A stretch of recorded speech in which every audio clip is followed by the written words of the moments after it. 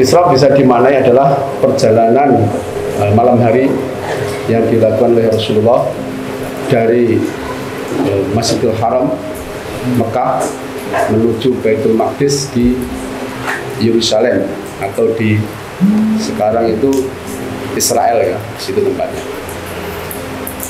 Kemudian Mi'raj sendiri ialah kenaikan atau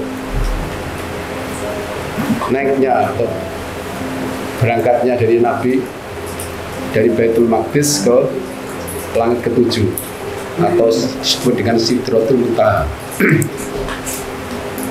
Peristiwa ini diabadikan dalam Al-Quran surat Al-Isra ayat 1.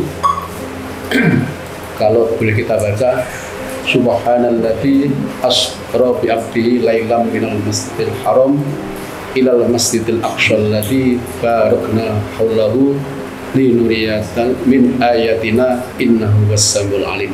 Samiul basir.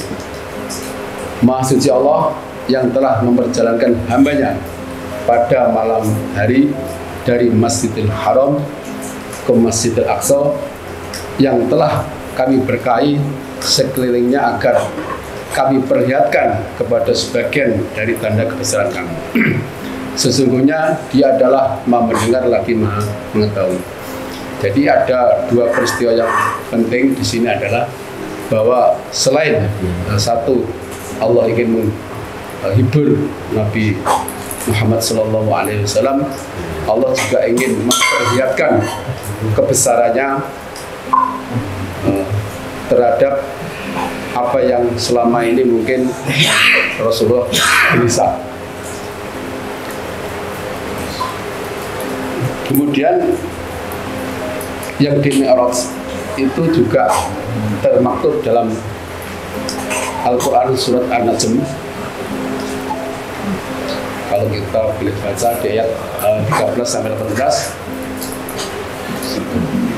Walaqad ra'ahu nazalatan ukhra inda sidratil muntaha indaha jannatul ma'wa id yaksha sidrata ma yaksha mazaghal basara wa ma tagha laqad ra'a min ayati rabbihil kubra. Dan sesungguhnya Muhammad telah melihat Jibril itu dalam rupanya asli, dalam wujud yang asli pada waktu yang lain, yaitu di Sidratul Muntaha.